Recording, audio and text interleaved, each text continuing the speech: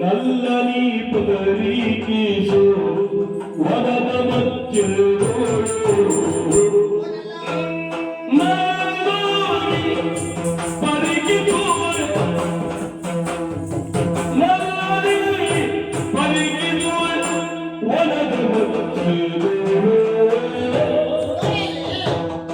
ವನದಲ್ಲಿ ಮಡಿದ ದೀರ್ಘ ಶಾಖೆಯೋಳು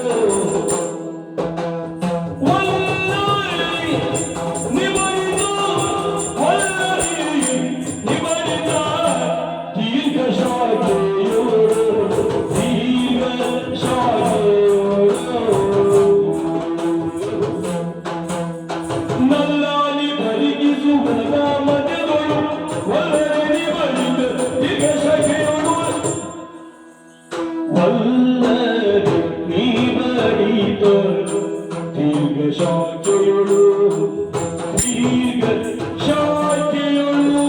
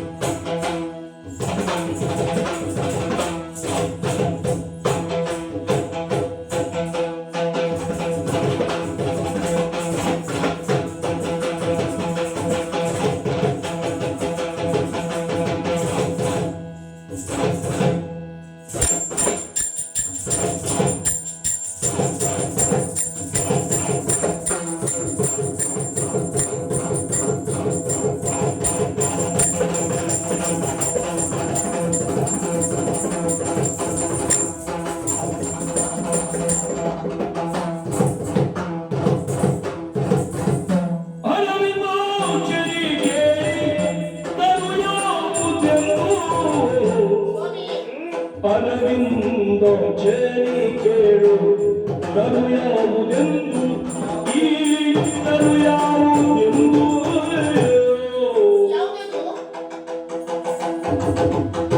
ದರೆಯೋಳಲ್ಲಿ ಉಗಾಡಿ ಬೇಗುಡ ಸಿಂಧ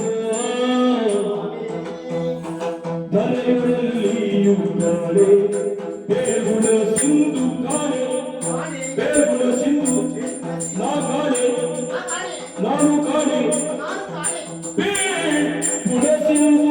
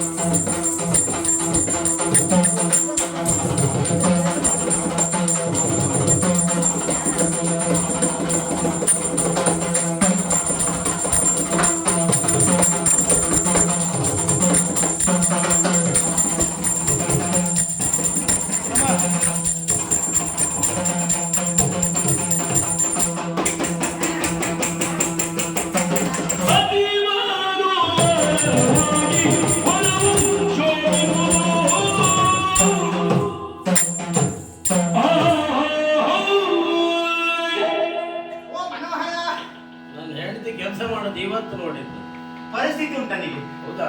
ಮಾಡದೆ ವಿಧಿ ಇಲ್ಲ. ಯಾಕಂತ ಹೇಳಿದ್ರೆ ಸ್ಥಳ ಹಾಗುಂಟು, ನಮ್ಮ ಪಾತ್ರ ಹಾಗುಂಟು. ಮನ ಮನೋಹರ, ವರ ಮನೋಹರ, ಎಂತಹ ಸೊಬಗಿದು. ಸ್ವರ್ಗದ ಬೆಟ್ಟವನ್ನು ಏರಿದಾಗ, ಸ್ವರ್ಗದ ಸೊಬಗನ್ನು ಕಂಡಾಗ ಸಂತೋಷ ಉಂಟಾಗ್ತಾ ಇದೆ. ಹೌದಾ? ವನದ ಮಧ್ಯದಲ್ಲಿ ಒಂದು ಗಿಡ ನಡ್ತಾ ಇದ್ದೇನೆ. ಎಂತಹ ಆಕರ್ಷಣೆ, ನೋಡುಗರ ನೋಟವನ್ನು ಸೆಳೆಯುವ ಗಿಡದ ಮೈ ಮಾಟ. ಪ್ರಶ್ನೆ ಮೂಡ್ತಾ ಉಂಟು, ಯಾವ ಗಿಡ, ಎಲ್ಲಿ ಹುಟ್ಟಿತು, ಅದರ ಹೆಸರೇನು ಹೇಳಬಹುದು ಸ್ವಾಮಿ? ಆ ಗಿಡದ ಕುರಿತಾಗಿಯ? ಹೌದು.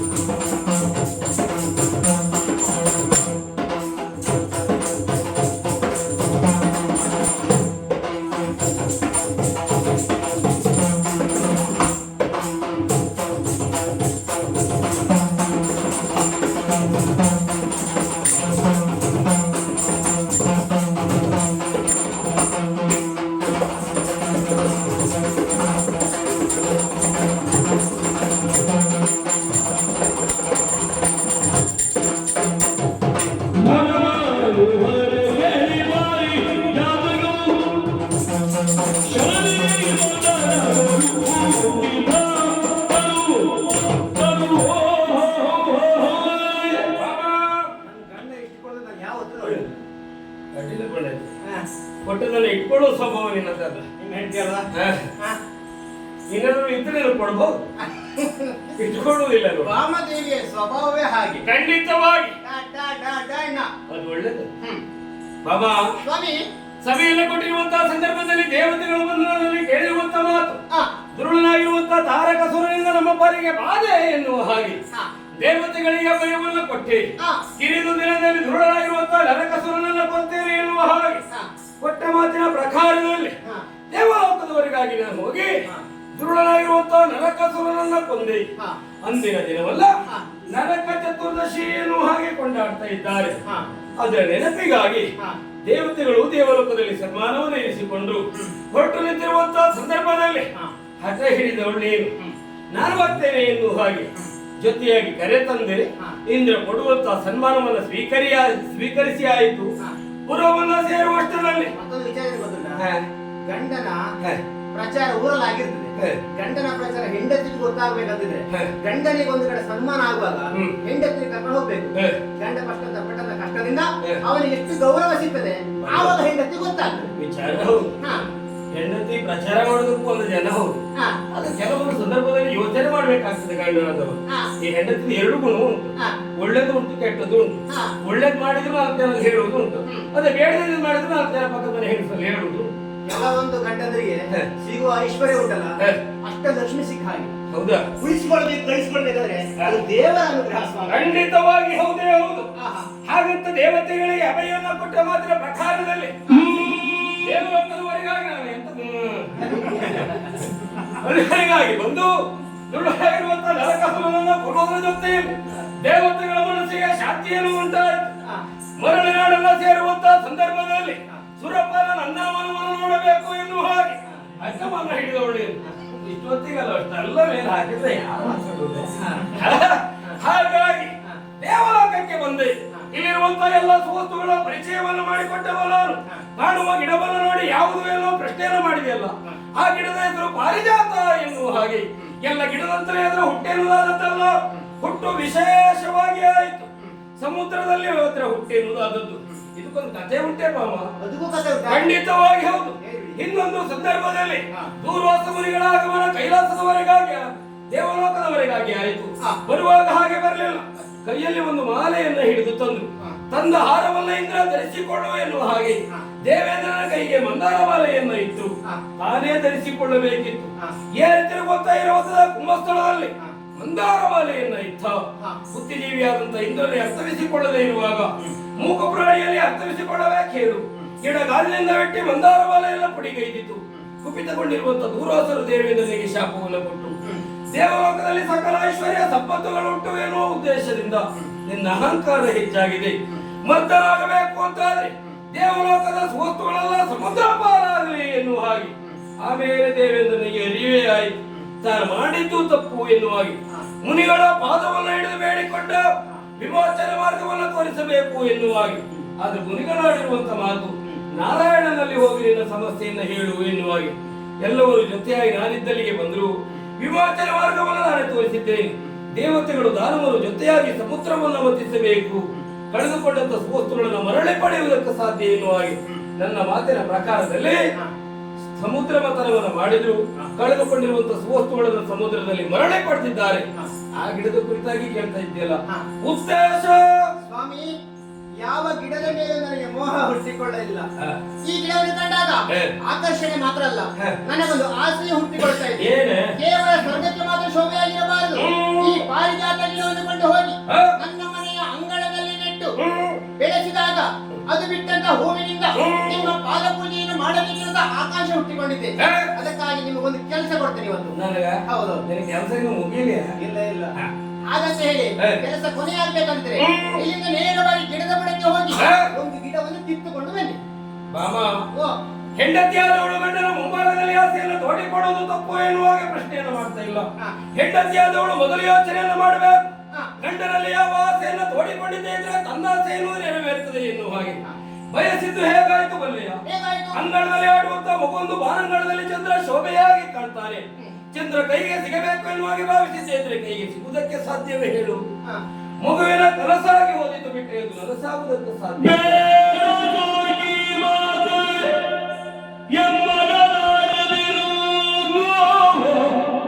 ಬೇಡ ಸಾಕಿ ಮಾತ ಸಾಕಿ ಮಾತು.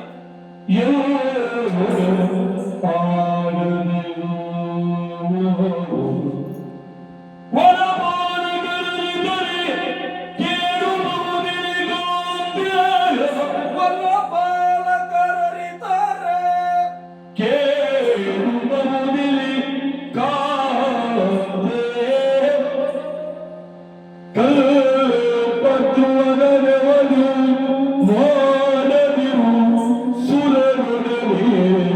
ಖಂಡಿತವಾಗಿ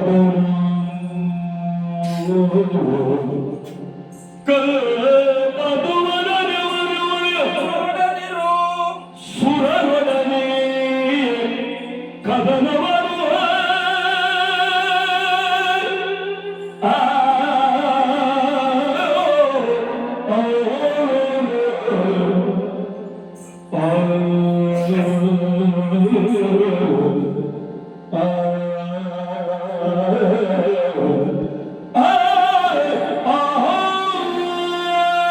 ಸ್ವಾಮ, ನೀನೆಷ್ಟೇ ಬೇಡಿಕೊಂಡಿದ್ದೆ ಅಂದ್ರು ನಿನ್ನ ಆಸೆಯನ್ನು ಯಾವ ಕಾರಣಕ್ಕೂ ನನ್ನಿಂದ ನೆರವೇರಿಸುವುದಕ್ಕಾಗುವುದಿಲ್ಲ. ಉದ್ದೇಶ ಏನು ಬಲ್ಲೆಯ? ದೇವತೆಗಳನ್ನ ತನ್ನ ಮಕ್ಕಳೋಪಾದಿಯಲ್ಲಿ ರಕ್ಷಣೆಯನ್ನು ಮಾಡಿಕೊಂಡು ಬಂದವ ನಾನು. ದೇವತೆಗಳನ್ನ ನನ್ನಲ್ಲಿ ನೋಡಿರುವುದು ದೇವತ್ವವನ್ನ. ಹೊಲಕ್ಕೆ ಬೇರೆಯನ್ನು ಹಾಕ್ತಾರೆ ಯಾಕಾಗಿ ಹೇಳು? ಹೊಲ ಹಾಳಾಗಬಾರದು ಎನ್ನುವ ಉದ್ದೇಶದಿಂದ ಹಾಕಿರುವ ಬೇರೆ ಎದ್ದು ಹೊಲವಲ್ಲವೆಂತು ಅಂತಾದ್ರೆ ಹೊಲವನ್ನ ರಕ್ಷಣೆ ಮಾಡುವವರು ಯಾರಿದ್ದಾರೆ ಹೇಳು? ಈ ಉದಾಹರಣೆ ಯಾಕೆ ಕೊಟ್ಟೆ? ಇನ್ನೂ ಒಂದು ಉದಾಹರಣೆ ಕೊಡ್ತೇನೆ ಕೇಳು. ಪಾದರಕ್ಷೆಯ ಬೆಲೆ ಎನ್ನುವುದು ಹೆಚ್ಚಾಗಿ ಇರ್ತದೆ. ಪಾದರಕ್ಷೆಯನ್ನು ಹಾಗೆ ಅದನ್ನ ಪಾದದಲ್ಲಿಯೇ ಧರಿಸ್ತಾರೆ. ಕಾಣುವವರ ಕಣ್ಣಿನ ದೃಷ್ಟಿಯಲ್ಲಿ ಕುಂಕುಮದ ಬೆಲೆ ಎನ್ನುವುದು ಕಡಿಮೆಯಾಗಿರ್ತದೆ. ಅದನ್ನ ತಿಲಕ ಎನ್ನುವಾಗಿ ಹಣೆಯಲ್ಲಿ ಇರಿಸಿಕೊಳ್ತಾರೆ. ಯಾವ ವಸ್ತು ಎಲ್ಲಿರ್ಬೇಕು ಅಲ್ಲೇ ಇದ್ದದ್ದೇ ಆದ್ರೆ ಶೋಭೆ. ವಸ್ತು ಸ್ಥಾನ ಪಲ್ಲಟಗೊಂಡಿತು ಅಂತಾದ್ರೆ ವಸ್ತುವಿಗೆ ಬೆಲೆ ಇಲ್ಲ, ತಲೆಯೂ ಇಲ್ಲ. ಹಾಗಾಗಿ ಈ ವಿಚಾರದಲ್ಲಿ ನನ್ನನ್ನು ಮುಂದೆ ಕರಿಬೇಡ, ನಾನಂತೂ ಮುಂದೆ ಬರುವುದಿಲ್ಲ. ವಸುದೇವ ಸುತಂ ದೇವಂ ಕಂಸ ಚಾಣೂರ ಮರ್ದನಂ ದೇವಕಿ ಪರಮಾನಂದಂ ಕೃಷ್ಣಂ ವಂದೇ ಜಗದ್ಗುರು. ಶ್ಲೋಕವನ್ನು ಶ್ಲೋಕಕ್ಕಾಗಿ ಬರೆದದ್ದಲ್ಲ ಸ್ವಾಮಿ, ಅದರಲ್ಲಿ ವಿಶೇಷವಾದ ಗೌರವ ಉಂಟು, ವಿಶೇಷವಾದ ಅರ್ಥ ಉಂಟು. ಕೃಷ್ಣನನ್ನು ಜಗದ ಗುರು ಎಂಬುದಾಗಿ ಹಿರಿಯರು ಕರೆದಿದ್ದಾರೆ. ಹಾಗಿರುವಾಗ ದೇವತೆಗಳಿಗೆ ಗುರುವಿನ ಸ್ಥಾನದಲ್ಲಿರುವವರು ನೀವಾಗಿದ್ದೀರಿ. ಅವರ ಕಷ್ಟವನ್ನು ಪರಿಹರಿಸಿದವರು ನೀವು ತರಲೇಬೇಕು. ನಾನಾ ನೀವು ತರಬೇಕು. ಯಾವ ವಿಚಾರ ಬೇಕಾದ್ರೆ ಹೇಳು. ಈ ಗಿಡದ ವಿಚಾರ ಒಂದು ಹೇಳ್ಬೇಡ, ಇದ್ರ ಬಿಟ್ಟು ಬೇರೆ ಏನಾದ್ರು ಹೇಳು. ಬೇರೆ ಹೇಳಿ ಗೆಲ್ಲಿಲ್ಲ, ನಿಮ್ಗೆ ಆಗುತ್ತೆ ಬೇಡಿ. ನನಗಾಗುದಿಲ್ಲ. ಆಗುದಿಲ್ವಾ? ಮತ್ತೆ ಅದು ಎಂತ ಆಯುಧ ನಿಮ್ ಕೈಲಿ ಎಂತ ಮಾಡ್ತೇನೆ? ನನ್ನ ಕೈಯಲ್ಲಿ ಬಡಿ. ಆಯುಧವನ್ನು ಕೊಂಡು ಹೋಗಿ ಯುದ್ಧಕ್ಕೆ ಕೈ ಹಾಕ್ತೇನೆ. ಕೈ ಹಾಕಿದಾಗ ದೇವತೆಗಳು ಕಾಳಗಕ್ಕೆ ಬಂದರೆ ಯುದ್ಧ ಮಾಡಿಯಾದರೂ ಈಗ ಬಂದು ನಾದವರು. ವಿಚಾರ ಒಂದು ಸತ್ಯ. ಈ ಕಿವಿಯನ್ನ ಎಲ್ಲವರಿಗೂ ಚುಚ್ಚುವುದಕ್ಕಾಗುದಿಲ್ಲ. ಚುಚ್ಚುವವರೇ ಚುಚ್ಚಬೇಕು. ನೀನ್ ಯಾರಲ್ಲಿ ಪೆಟ್ಟು ತಿನ್ಬೇಕು ಅವರಲ್ಲೇ ತಿನ್ಬೇಕು, ಆವಾಗಲೇ ಸರಿಯಾಗುದು. ನಾನು ಅವರ ನಿಂತು ನೋಡಿದ್ದೀನಿ. ಹೌದಾ? ಮೊದಲು ಅವ್ರು ಕಾಣ್ಬೇಕಂತ ಆಸೆ ಉಂಟಲ್ಲ.